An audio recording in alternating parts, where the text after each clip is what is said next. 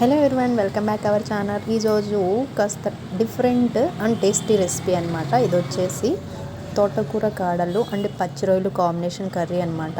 ఈ కాంబినేషన్ చాలామంది ఇష్టంగా తింటారు.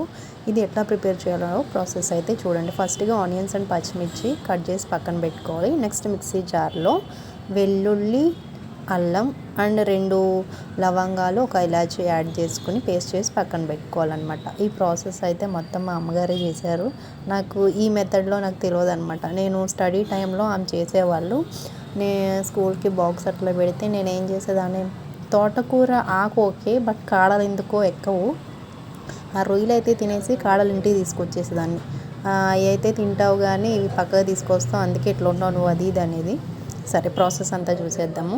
ప్యాన్ పెట్టుకుని ఆయిల్ పోసుకుని ఆనియన్స్ అండ్ పచ్చిమిర్చి, కాస్త కరివేపాకు యాడ్ చేసుకుని, ఇది రొయ్యలు ఫస్టే ఆగులో అంటారు కదా, అంటే కాస్త ఉప్పు పసుపు వేసేసి వాటర్ పోయేంత వరకు చేసి పక్కన పెట్టుకుంటారు. అట్లా చేసి పెట్టాము. అందుకే రొయ్యలు వేసిన వెంటనే కూడా తోటకూర కాడలు సన్నగా కట్ చేసుకున్నవి యాడ్ చేసుకున్నాము అనమాట.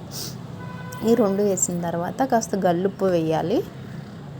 గల్లుప్పు వేసిన తర్వాత ఫస్ట్ పేస్ట్ చేసి పెట్టుకున్నాం కదా అల్లం, అది ఇందులోకి యాడ్ చేసుకోవాలి. ఇదంతా కూడా ఓవరాల్గా ఒక 10 మినిట్స్ మగ్గబెట్టుకోవాలి. నెక్స్ట్,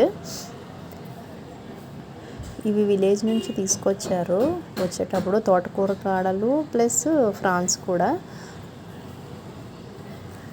మేమైతే ఇక్కడ ఎక్కువగా తీసుకోము. నెక్స్ట్ వచ్చేసి కారం. మా అమ్మ కారం వేసేటప్పుడు చూపిమంటే నేను అటు వచ్చేలోపు కారం వేసేసారు. కారం వేసి కొంచెం వాటర్ పోసుకున్నారంట. అవి కాస్త ఎగరబెట్టుకోవాలి. లాస్ట్లో గరం మసాలా అనేది కూడా యాడ్ చేసుకోవాలి. అంతే అండి. లాస్ట్లో కాస్త ఉప్పు సరిపోయిందో లేదో చూడవే అంటే నేను మళ్ళీ ఆ తోటకూర కాడలు పక్కన పెట్టేసి ఆ రొయ్యనే తీసుకొని చూశాను.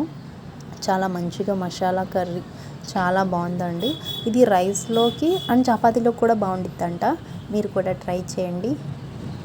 అలాగే నా ఛానల్ సబ్స్క్రైబ్ చేసుకోండి, వీడియోకి లైక్ చేయండి.